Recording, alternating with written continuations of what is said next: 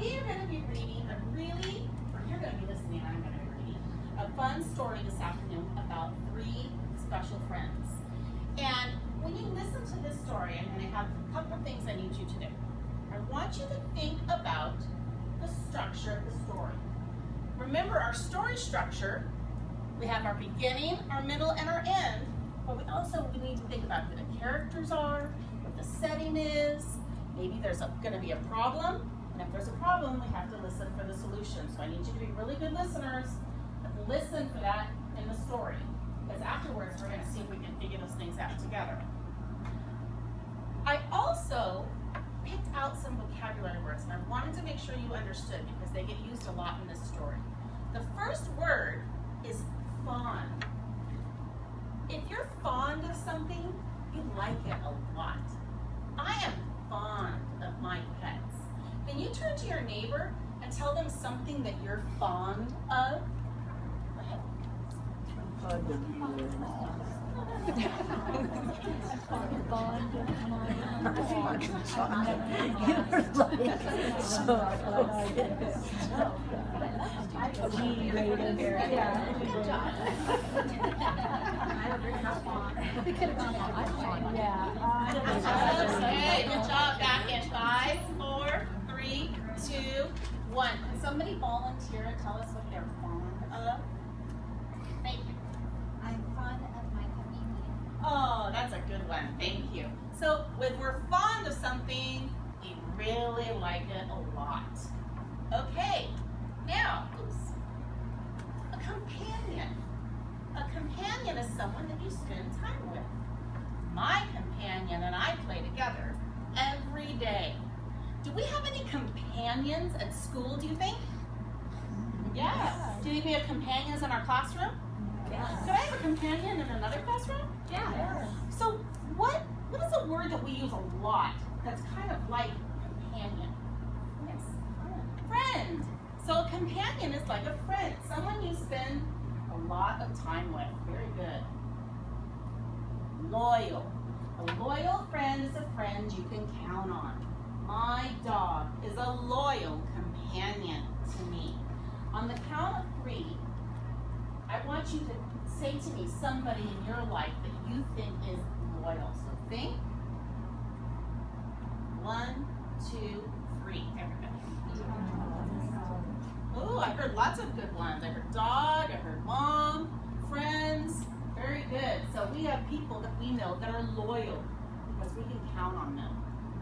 And the last one is appreciate. When you appreciate something, you are grateful for it. I appreciate it when my brother helps me do my chores. I appreciate it when my class is good listeners. Okay? So when you hear one of these words, if you hear it, give me a thumbs up.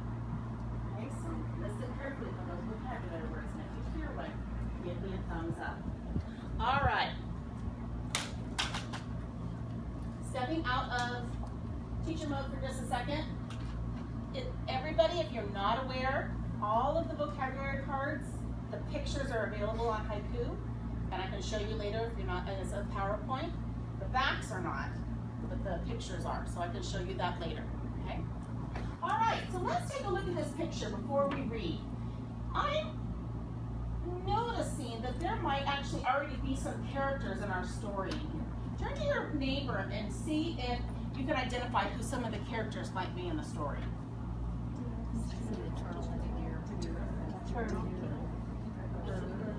Maybe somebody lives in the house. Good, I heard lots of predictions. Lots of the characters might be. On a tree limb. Okay, and what is this setting? Where are we? Are we in the desert? No, where are we? Forest. The forest. And what is this that we're next to here? Pond. It could be a creek. It could be a lake. Or a river. We're going to have to read and find out, aren't we? All right, so we've made some predictions. We kind of got our brain focused on it. So let's read and find out.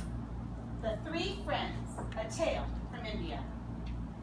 Once upon a time, 3 friends lived by a lake. You got our question? question to answer. What's our setting? Lake. Very good. Deer lived in the woods near the lake. Woodpecker lived in a tree near the lake. And Turtle made his home in the mud at the edge of the very same lake. So who are our characters? Deer, the woodpecker, and the turtle. Very good. There they are. The three, were very fond of each other. Oh, good listeners. And spent their days happily playing. One day, a hunter came to the lake. Seeing deer's footprints, he said, "I will set a trap to catch this deer." He put out a strong leather trap and then went home.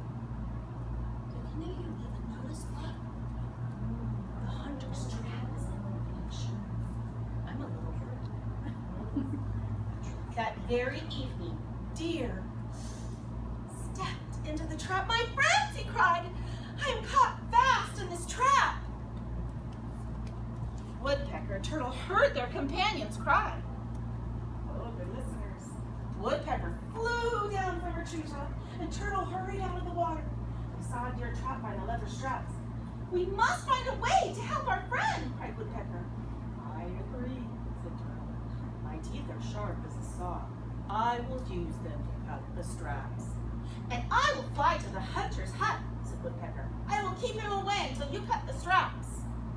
All night long, Turtle worked with the straps with his teeth. "Thank you, my kind friend," said the deer, trembling. Turtle smiled up at the deer and continued to work. Meanwhile, Woodpecker waited at the hunter's hut. In the morning, the hunter came out the front door, and Woodpecker gave a loud cry. I don't know what Woodpecker says. And flapped her wings wildly at him. "What is that?" cried the hunter, hurrying back inside. Next, the hunter came out the back door. The Woodpecker was waiting, and flew out and flapped her wings frantically. Once again, the hunter rushed back inside. And the third time, the hunter ran past the woodpecker. Woodpecker flew back to her friends as fast as she could. "The hunter is coming," she warned them. By this time, Turtle had bitten through all the straps but one. The leather was hard and Turtle was very tired. "I don't think I can do it," thought Turtle. But he was a loyal friend and he did not give up. Then Deer saw the hunter coming through the forest. "There is no more time!" And he used all his strength. And snap! Deer broke the last strap and ran off as fast as he could. Woodpecker swiftly flew up to her nest in the treetop. But Turtle was so weak and could not crawl away. He lay quiet where he was. When the hunter saw Turtle in the broken trap, he said, "I have lost a deer, but at least I will have this turtle." And with that, he picked the turtle up and put him in a cloth bag and tied the bag up tight.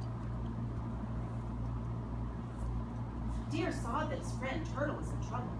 "I appreciate how Turtle helped my life, saved my life, and now I must do the same for him." So Deer stepped into the open to let the hunter see him. "Now I will get you, Deer," cried the hunter, and he hung the cloth bag with Turtle in it on a tree and chased after Deer. Down flew Woodpecker. She pecked the hole, peck, peck, peck, peck, in the bag. "Jump out, Turtle," she said. "It is too far to jump," said Turtle. "My shell will break." By this time, Deer had led the hunter far into the forest. Then, swift as the wind, he turned and galloped back to Turtle. With his long horns, Deer lifted the bag down from the tree and put it on the grass. Turtle crept out slowly through the hole that Woodpecker had made. When the hunter returned, all he found was a torn bag. Deer, Woodpecker, and Turtle had gone to the other side of the lake, and there the three loyal friends and companions lived happily for the rest of their lives.